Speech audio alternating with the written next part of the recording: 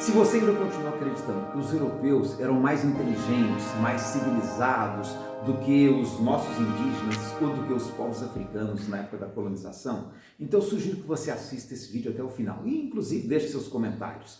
Eu vou tentar demonstrar para você, com documentos da época da colonização, como que essa história não se sustenta e que por isso ela não pode ser repetida, não deve ser alimentada.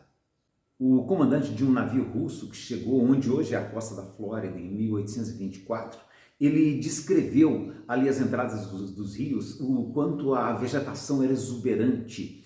E tem um detalhe no diário de bordo dele que merece ser comentado. Ele escreveu assim, olha: ao longo das margens do rio, uvas viníferas crescem selvagens, numa profusão tão grande quanto as das mais nocivas ervas daninhas.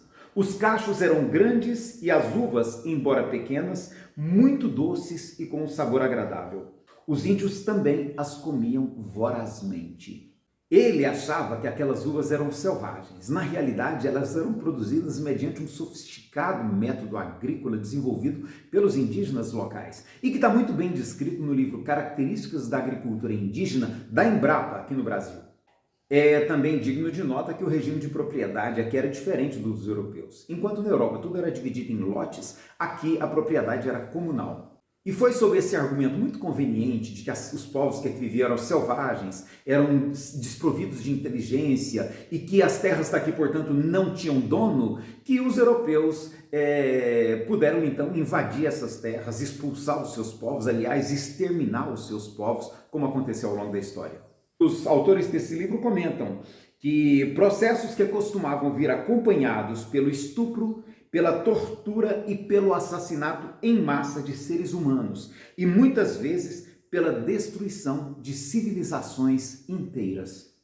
É por isso que eu tenho insistido, sempre que você encontrar expressões como selvagens, atrasados, primitivos, se referindo aos indígenas ou africanos, reconsidere esse texto. Eles foram escritos numa época em que essas questões não estavam ainda muito bem explicadas e por isso trazem essa abordagem.